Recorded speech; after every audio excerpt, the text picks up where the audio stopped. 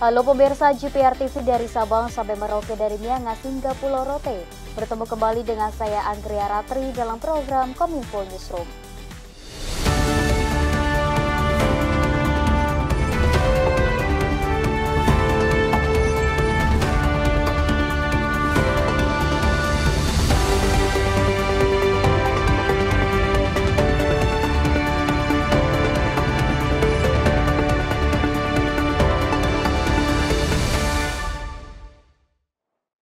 Kita ke informasi yang pertama pemirsa, pembangunan infrastruktur merupakan kebutuhan mendasar dalam mendukung pertumbuhan ekonomi dan mempersiapkan Indonesia menuju status negara maju pada 2045. Melalui berbagai proyek infrastruktur strategis, pemerintah berhasil menciptakan konektivitas dan meningkatkan kualitas hidup masyarakat.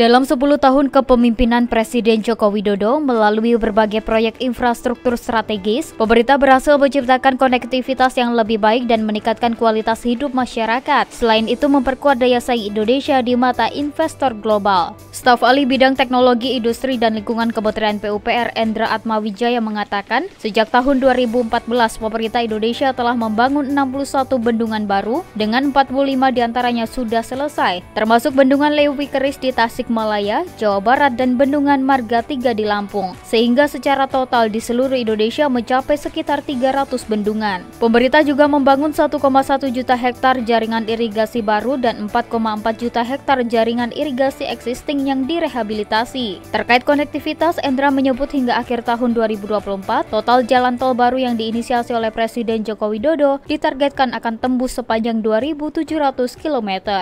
10 ditambah 2.200. Kira-kira sudah hampir 3.000 kilo artinya ya, jalan tol kita yang sudah operasional. Nah, nanti masih ada kira-kira 500 kilo lagi sampai akhir tahun, itu di Aceh, di Sumatera Utara yang dalam waktu dekat akan diresmikan. Kemudian di Jogja Solo juga ya, kemudian beberapa tol tambahan lainnya termasuk tol IKN. Dengan penambahan jalan tol ini akan melengkapi struktur jaringan konektivitas di Indonesia sehingga menjadi lebih kompetitif dan efisien. Di samping itu, komitmen pemerintah dalam membangun infrastruktur konektivitas selama 1 dekade belakangan ini juga diharapkan dapat mendorong daya saing dan akan memudahkan mobilitas masyarakat. Yang kita lakukan ini sebetulnya bukan untuk gagah-gagahan ya, bukan untuk kita melakukan sebuah ambisi yang besar. Tapi pada awal Kabinet Kerja 2014, betul-betul yang kita lakukan membangun infrastruktur adalah untuk mengejar ketertinggalan. Mengejar ketertinggalan. Jadi kita itu tampak membangun banyak, tapi sebetulnya kita belum cukup banyak kalau kita bandingkan dengan negara lain yang memang sudah berada dalam kategori negara maju.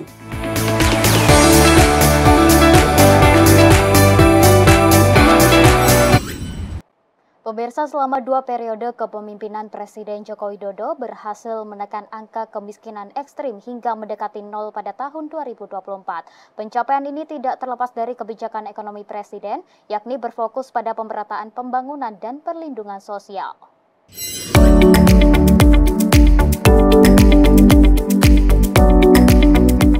Presiden Joko Widodo telah membawa Indonesia ke arah perubahan besar yang berfokus pada percepatan kemajuan ekonomi, pembangunan infrastruktur, dan transformasi digital. Selama 2 periode kepemimpinannya dengan visi yang jelas, Presiden Joko Widodo mampu membangun fondasi yang kokoh untuk kesejahteraan masyarakat dan mengangkat posisi Indonesia di kancah global. Di tengah tantangan ekonomi global, pemerintahan Joko Widodo berhasil menekan angka kemiskinan ekstrim hingga mendekati 0 pada tahun 2024. Hal itu disampaikan Deputi Bidang Koordinasi Ekonomi Makro dan Keuangan Kemenko Perekonomian Ferry Irawan dalam Forum Merdeka Barat 9 yang digelar secara daring. Ferry mengatakan angka kemiskinan ekstrim yang sempat naik akibat pandemi COVID-19 telah kembali turun bahkan di bawah tingkat sebelum pandemi. Pada tahun 2019, angka kemiskinan ekstrim berada di 2,7%, kemudian naik menjadi 2,25% pada puncak pandemi, tetapi saat ini berhasil ditekan hingga 0,83%. Pencapaian ini tidak terlepas dari kebijakan ekonomi Presiden Joko Widodo yang fokus pada pemerataan pembangunan dan perlindungan sosial, seperti pembangunan jalan, jembatan, pelabuhan, dan bandara di berbagai wilayah Indonesia, terutama di daerah-daerah terpencil, serta dengan adanya program perlindungan sosial, seperti program Keluarga Harapan dan bantuan pangan non-tunai. Ya.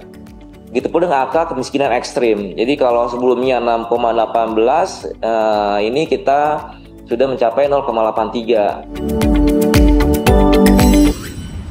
Pemirsa, Deputi Bidang Koordinasi Ekonomi Makro dan Keuangan Kemenko Perekonomian Ferry Irawan menyebut, dalam satu dekade pemerintahan Presiden Joko Widodo, pertumbuhan dan kualitas ekonomi tercatat membaik.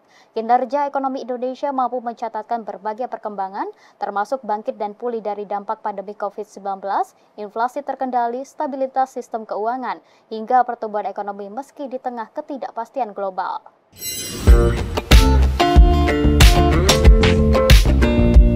Masa kepemimpinan Presiden Joko Widodo di pemerintahan Indonesia sebentar lagi akan genap berusia 10 tahun dan berakhir pada Oktober 2024. Dalam satu dekade pemerintahan Joko Widodo, perekonomian Indonesia menghadapi berbagai tantangan, antara lain pandemi COVID-19, konflik geopolitik, perang dagang Amerika Serikat dan Cina, hingga suku bunga tinggi global untuk waktu yang lebih lama. Di tengah berbagai tantangan, kinerja ekonomi Indonesia mampu mencatatkan berbagai perkembangan, termasuk bangkit dan pulih dari dampak pandemi COVID-19, inflasi terkendali, stabilitas sistem keuangan tetap terjaga, hingga ekonomi tumbuh solid di tengah ketidakpastian global.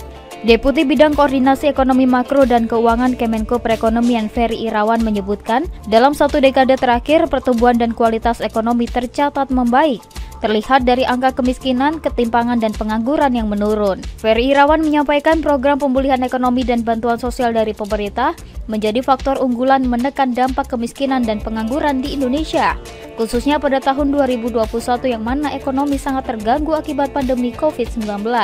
Meski demikian, secara bertahap pada 2022 hingga 2023, ekonomi Indonesia mulai pulih dan pengangguran mulai berkurang.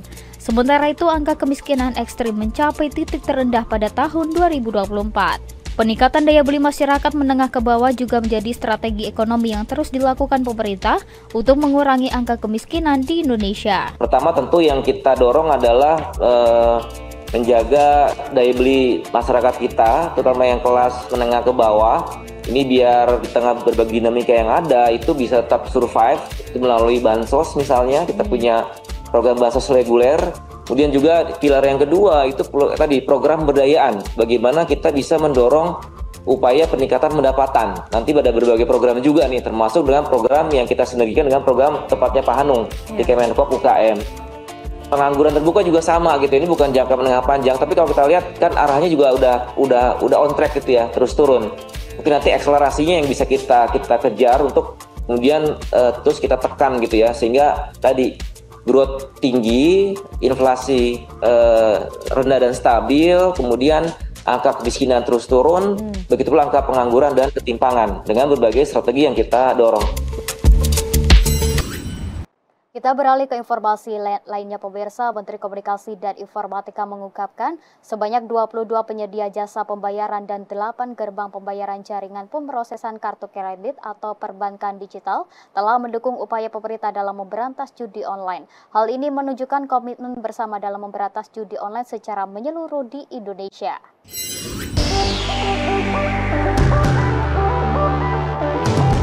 Menteri Komunikasi dan Informatika Budi Aris Setiadi mengatakan bahwa sejumlah penyedia jasa pembayaran dan gerbang pembayaran telah mendukung upaya pemerintah dalam memberantas judi online. Hingga 4 September 2024, Kementerian Komunikasi dan Informatika mencatat sebanyak 22 penyedia jasa pembayaran dan 8 gerbang pembayaran telah memenuhi ketentuan pemerintah untuk tidak memfasilitasi dan atau mendukung aktivitas perjudian via daring.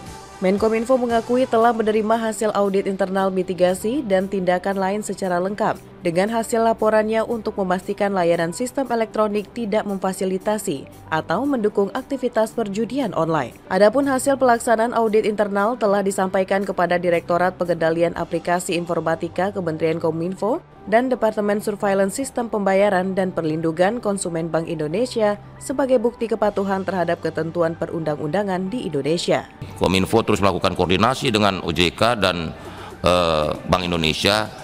Yang kita lakukan adalah sistem pembayarannya. Karena ada sistem pembayaran, selama sistem pembayarannya kita cekek, maka kita bisa menahan sangat signifikan judi online. Sekarang ini semua lembaga atau penyelenggara sistem elektronik, kita namanya PSE, itu sudah kita minta membuat fakta integritas, tidak memfasilitasi praktek judi online di sistem elektronik mereka. Jadi manakala mereka menggunakan sistem elektronik mereka untuk judi online, maka dengan demikian kita cabut tanda daftar PSE-nya. Termasuk kita patroli untuk pinjol.